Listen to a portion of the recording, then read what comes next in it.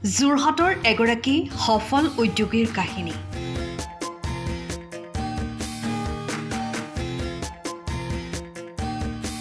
ক্ষুদ্ৰ চাহ খেতিৰে জীৱন আৰম্ভ কৰা এই ব্যক্তিজন এতিয়া এটা চাহ ফেক্টৰীৰ মালিক।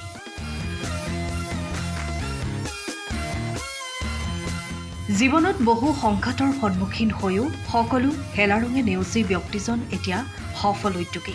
যোৰহাট জিলাৰ ছটাই ভকত গাঁৱৰ এগৰাকী ব্যক্তি, নাম সখী ৰাজখোৱা। এগৰাকী ব্যক্তিয়ে 1989-90 চনৰ পৰাই ক্ষুদ্ৰ চাহ খেতি আৰম্ভ কৰি বৰ্তমান তেওঁ নিজা প্ৰচেষ্টাৰে নিজৰ গৃহৰে কাষৰ মাটিত চাহ ফেক্টৰী খুলি দেখুৱাইছে প্ৰকৃত থলগিৰি অসমীয়াৰ পৰিচয়। ৰাজখোৱাই জানিবলৈ দিয়া মতে বেংকৰ পৰা এটি ঋণ লৈ এগৰাকী প্ৰকৃত বন্ধুৰ সহায়ৰ জৰিয়তে 2016 চনতে আৰম্ভ কৰে এই চাহ ফেক্টৰীটো। প্ৰথম অৱস্থাত ব্যৱসায়ৰ ক্ষেত্ৰত কিছু সমস্যা হৈছিল যদিও বৰ্তমান 2016 চনৰ পৰা থমকি ৰ'বলগীয়া হোৱা নাই।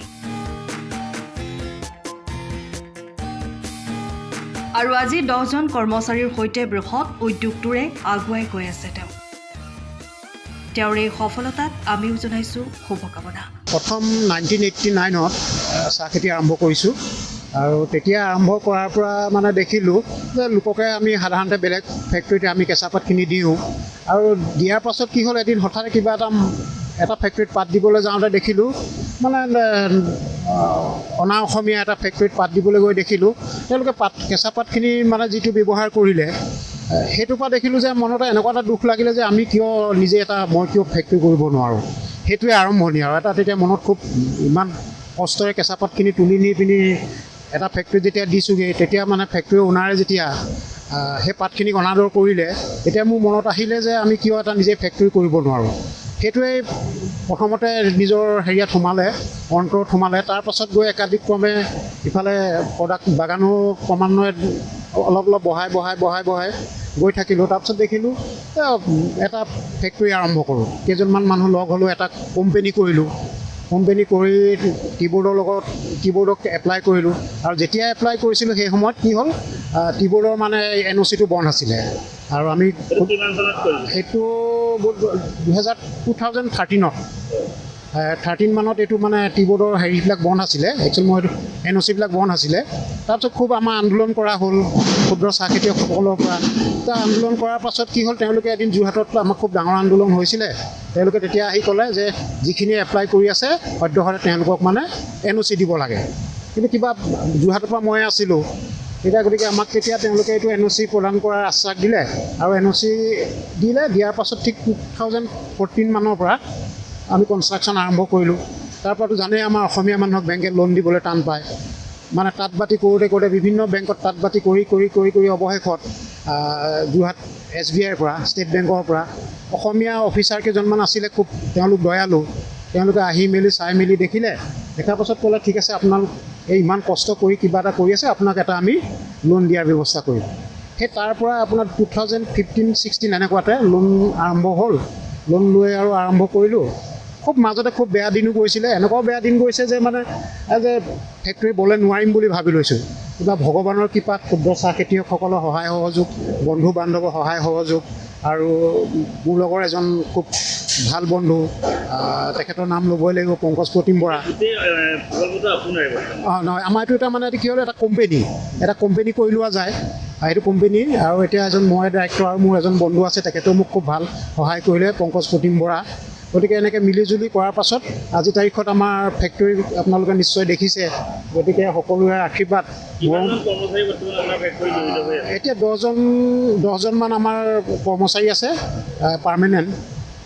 তেওঁলোকে মানে এইবিলাক ফিটৰ আছে, ইলেক্ট্ৰিচিয়ান আছে, মেনেজাৰ আছে, একাউণ্টেণ্ট আছে, তেনেকৈ আছে আৰু প্লাছ মই নিজেও চাওঁ। আমি দেখিলোঁ আপুনি এজন অ'নাৰ হিচাপে আজি নিজে কাম কৰে, তাত দেখি আমি বহুত মানে এটা ভাল লাগিছে। এই সম্পৰ্কটো আপুনি কি কৰে?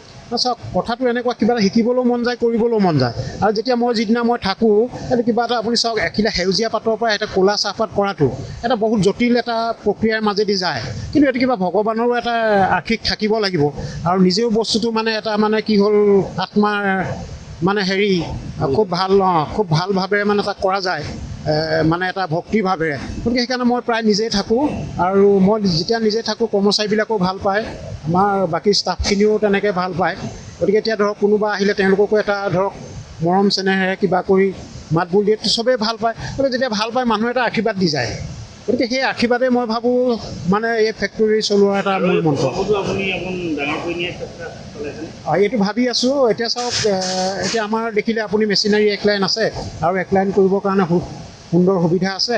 গতিকে আমাৰ ট্ৰাফৰ কেপাচিটি আপোনাৰ 2টা লাইন ফেক্টৰী কৰিবৰ কাৰণে সম্পূৰ্ণ সুবিধা আছে। আমি ভাবিছোঁ অহা বছৰৰ পৰা কৰিব পাৰিম। এইবছৰ আমাৰ প্ৰায় টাৰ্ম লোন শেষ হৈছে। এই মাটিডোখৰ আপোনাৰ নিজৰ? নিজা মাটি।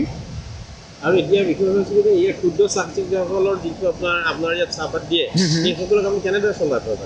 তেওঁলোকক আপুনি চাওক, বেলেগ ফেক্টৰীত যায়, যিবিলাক ফেক্টৰী পাত দিয়ে, এইবিলাক ফেক্টৰীত মানুহ আমাৰ ইয়াত পাত দিব লাগে। তেওঁলোকে চবেই কয় যে, কিছুমানে কয় দাদা কয়, কিছুমানে কয় ছাৰ কয়। মই কওঁ যে মইতো ছাৰ কোনোদিন নহয়, মই তোমালোকৰ ককাই ভাই, ককাইটো দাদা এনেকৈয়ে মাতিবা। তেওঁ কয় যে বেলেগ ফেক্টৰীত চাহ দিবলৈ গ'লে, পাত দিবলৈ গ'লে আমাক মানে হেৰি বুলি নাভাবে। মানে ইয়ালৈ আহিলে এনেকুৱা এটা পৰিৱেশ লাগে যে আমি ঘৰৰ ফেক্টৰীত এটাত পাত দিছোঁ। গতিকে সেইকাৰণে আমি মানে আপোনালোকক মানে বেছিকৈ চাওঁ বা সহায় কৰোঁ। পইচা পাতিৰ ক্ষেত্ৰতেতো কোনো সহায় কৰিব নোৱাৰে, কিন্তু তেওঁলোকৰ মৰম, আৰু তেওঁলোকে নিজেই কয় যে ইয়াত যিটো ধৰণে আমি মানে হেৰি পাওঁ, সুবিধা পাওঁ বা কিবা পাওঁ, কেতিয়াবা একাপ চাহো খাই যাব পাৰোঁ। আৰু কেতিয়াবা ৰাতি দেৰি হ'লে, কোনোবা ছাপ্লায়াৰ যদি ৰাতি দেৰি হয়, গাড়ী বেয়া হয়, তেতিয়া আমি সেইবিলাক এজেণ্ট বা ক্ষুদ্ৰ চাহ খেতিয়ক আমি ভাত বনাই খোৱা উদাহৰণো আছে ইয়াত। টিয়কৰ পৰা বিৰাজ পৰা ৰিপৰ্ট টাইমছ। আপুনি ঘৰখনত জাপানী চৌকাত দৰ্জা, খিৰিকী, গ্ৰিল, গেট আদি লগাব বিচাৰে নেকি, যিবোৰ দীৰ্ঘদিন অটুট থাকিব? তেন্তে পলম নকৰিব, আমাৰ বিপণীলৈ আহক। যোৰহাটৰ একমাত্ৰ আমাৰ বিপণীত এনে উন্নত সামগ্ৰী উপলব্ধ।